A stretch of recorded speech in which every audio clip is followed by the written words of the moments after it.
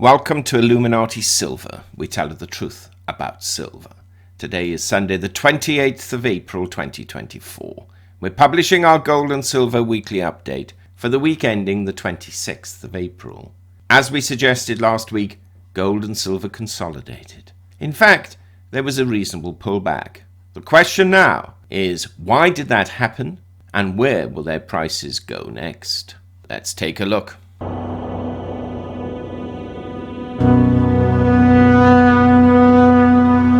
Now first, just a quick reminder that we've set up a second channel entitled Finances Do Matter, covering a whole array of financial topics. We've placed a link to this channel in the description box below and ask you kindly to subscribe. Now getting back to precious metal prices. Gold fell $53 last week, falling from $2,391 to $2,338. Having been as high as $2,396, not quite touching 2.4, and as low as 2,292, a fall of 2.2%. In our last update, we predicted gold would trade normally between 23.40 and 24.60, with 2300 to 24.75 as outliers. With the exception of a few cents to the downside, we provided an accurate forecast. Gold spread between high and low was $104. In sterling terms, gold finished the week down £60 at £1,875. And in euros, it closed down €56 at €2,190. Silver fell $1.48, falling from $28.69 to $27.21, having hit a high of $28.70 and a low of $26.70, a fall of 5%. Last weekend, we forecast that silver would move between 27.50 and 30, with a bottom no lower than 26.50. Again, pretty accurate, though our upper limit was a little on the high side as it turned out. The difference between its high and low was $2. In sterling terms, silver was down £1.40 at £21.85, and in euros it was down €1.49 at 25.52 euros. The gold to silver ratio rose from 83.4 to 1 to 85.9 to 1. Seems very comfortable in the 80s range. Bitcoin currently stands just a little above $63,000 and is therefore down $2,000 on the week. Equities were broadly higher.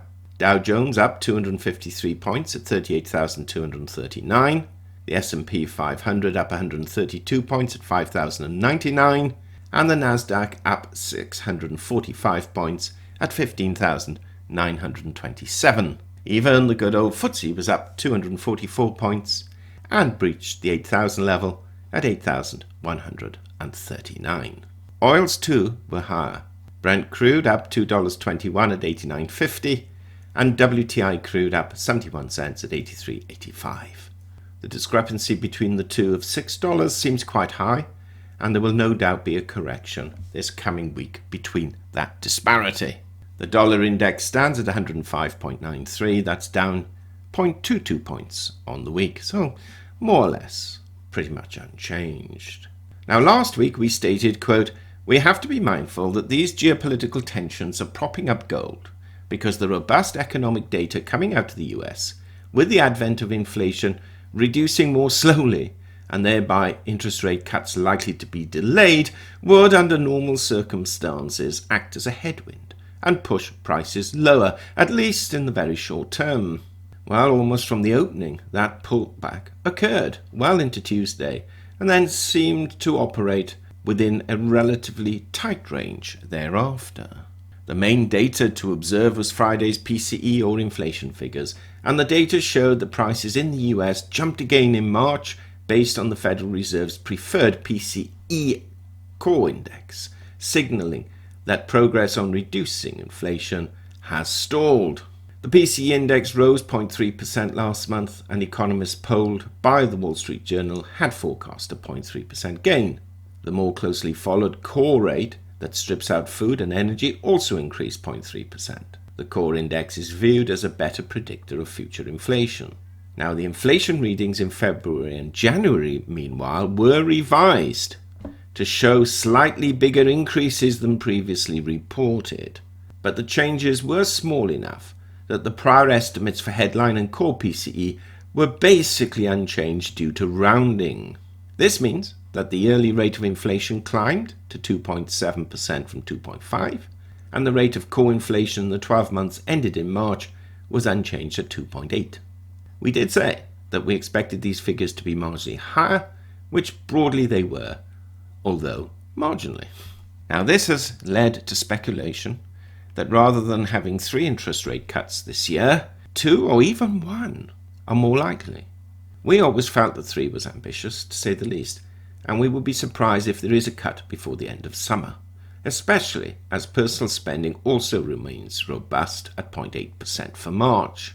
This coming week we have April consumer confidence figures being announced on Tuesday, the ADP employment report on Wednesday, the FOMC decision on interest rates, note this, also on Wednesday.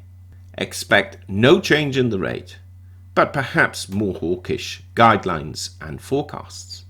March factory orders on Thursday and April's employment or non-farm payroll report being announced on Friday should more or less confirm the Fed's decision on Wednesday. Useful data, but it's all going to be taken into account by the Fed, and this is where we are focusing our attention. Now, this past week, gold prices experienced a downturn as geopolitical tensions in the Middle East began to de-escalate, leading to decreased demand for the safe haven asset. We did say gold was experiencing a safe haven demand premium based on geopolitical tensions. This trend was further influenced by recent US economic data releases, which are shaping the Federal Reserve's monetary policy approach, and the recent data suggests it's likely to be more hawkish as the battle against inflation seems to have stalled. An interesting comment from FX Empire, which is difficult to argue with. We'll quote a little here.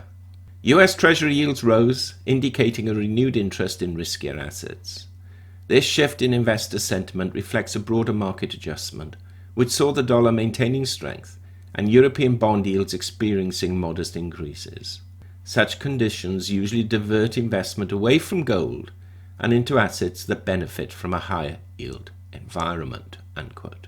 Now, the immediate outlook for silver prices is similar in that it remains bearish short term, influenced by an economic slowdown as GDP figures were lower than anticipated, and because of persistent inflation issues already mentioned. The appeal of silver as an inflation hedge could weaken. This scenario sets the stage for potential increases in market instability, and as we said last week, $30 has been a very tough nut to crack, and any approach to it has frequently resulted in quite significant pullbacks. With this in mind, and operating on the basis that geopolitical tensions do not worsen again, we see further consolidation in precious metal prices, which, to be fair, so far this year have had a good run. So gold, we envisage, will trade between $2,275 and $2,360, with $2,250 and $2,004 as outliers. We predict silver will trade between 26 and 28, with 25 and 28.50 as outliers. What do you think? Please share your thoughts. Meanwhile, thank you so much for listening. We'd appreciate it if you give this video a thumbs up, subscribe, press the bell sign. Early Monday morning we'll be producing a repeat of this video, and all that remains is to have a safe, enjoyable weekend, and as we hope occurs each and every week, a prosperous one ahead.